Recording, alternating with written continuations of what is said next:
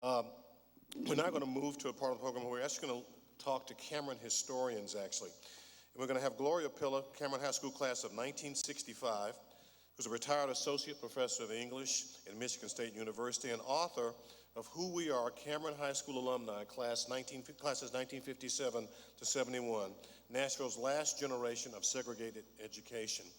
And her book will be in the lobby out there if you want to purchase a copy. Dr. Pillar.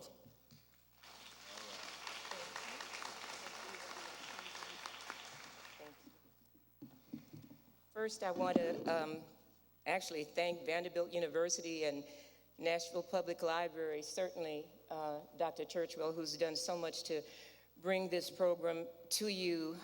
It's the same reason I felt compelled to write a book. This is history. This is our history. We want this to remain living history. My classmates and I are all senior citizens. We're not going to be here forever. This history must live on, and the way it lives on is in the telling and retelling. And not just for the sake of telling a story, but for making a difference, for remembering what's great about our history, and even what's terrible about our history, so that our young people might be guided, better guided. I know some things, thanks to JC and our website, about the history of Cameron, but I really want to talk about the soul of Cameron. And before I begin, I want to say, I could not presume to tell everybody, every Cameronite's story. I've made it clear in my book, this is my story. I think it's emblematic. I think an awful lot of Cameronites do relate. That is what I have come to understand and appreciate. But the building notwithstanding, which has been here since 1940, these grounds, these are hallowed grounds. This is special ground that I stand on. 60 years ago, when I was a junior at Cameron High School, I stood here for some occasion or another at a podium, and I can just see, it's not just whimsy, but I can just see parents and teachers and students and administrators and janitors and lunchroom ladies walking back and forth, and all of the activity and all of the lessons, especially the love lessons and the lessons of strength that we were taught here at Cameron High. So I've set my little timer so that I don't go over, but I just wanted to share that history. It's a very personal history for me, and what it has meant has been life-changing. Without Cameron High School, my life would have been different. Not as wonderful, not as fulfilling, not as satisfactory. I don't know how a young black woman from Atlanta, Georgia, and Nashville, Tennessee can spend 2 years at the University of Minnesota in graduate school in French and 7 years at the University of Chicago in English language and literature without having a great deal of confidence, a great deal of foundational support. That came from right here. That's where it was founded. That's where it's been grounded. And that's why I almost cry when I think about this school and what it has meant to me and to so many others. I wrote this book because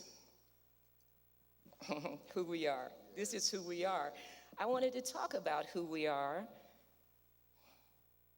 When I came back after 40 years absence, after I had been swept off my feet by my handsome husband, I soon became, you can laugh. I soon became involved in the Alumni Association, and to just cut a story very short, I realized, I sensed that there were certain things about us that made us a rather unique group. even among black people. Our age had to do with it. And I thought, what are the forces that make us who we are? Of course, we're different people. We're unique people. We're individuals.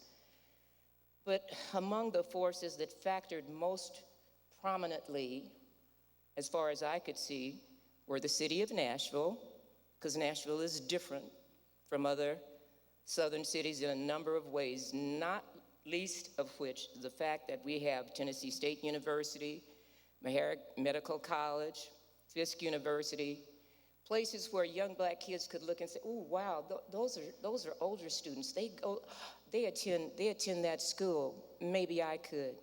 All right, small southern towns without that kind of inspiration don't necessarily engender that kind of thinking, that kind of possibility thinking that we were obliged, that we had. Another major force was the institution of segregation. I maintain that those of us who lived through segregation have a sort of low-grade PTSD, if you know what I mean, based on the horrible, inhumane system that was allowed and encouraged to flourish. My husband, for example, doesn't go into any building without knowing ingress and egress. The Louvre, you know how large that museum is? He doesn't go in unless he knows how he can go out. That's a terrible thing to say, but it's part of our legacy. There are other parts of our legacy from Cameron that I just want to mention. The other big factor in why we are who we are is this school right here, Cameron High School. Some people, I hope not many, would read my book and say, "Oh my goodness, she's idealized from the vantage point of 60 years. That is not true. I have idealized nothing. I speak from personal, visceral, heart-held feeling when I say that our teachers, Mrs. Millie Washington,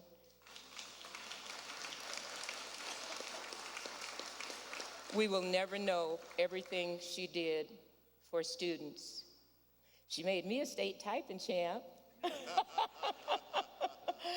But the things she did for students, we only know because maybe one student told another student who told another student who told another student. But she and our cadre of teachers were so incredibly loving, supportive, challenging, demanding excellence of us.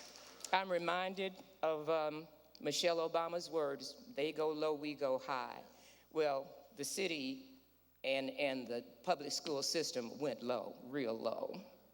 And we went high, the dignity, the morals. I don't know how they did it, but they built character building into whatever the discipline was. And that's part of the legacy that I so cherish.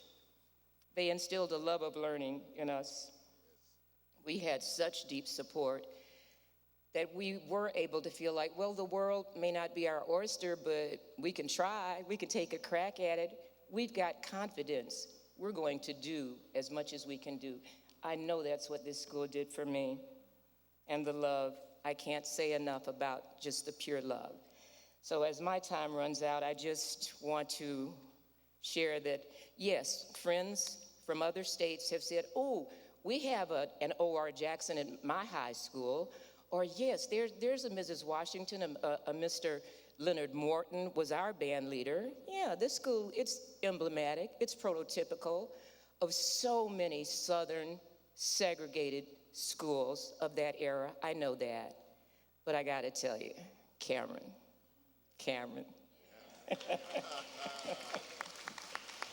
But no, seriously, all across the South, schools like this, with leadership like the kind of leadership we had, and the heart of our teachers and our parents and our community leaders, who taught us to strive for everything we wanted. It's what makes us who we are today, and we have our ancestors to thank for that. I never want us to forget that. Thank you.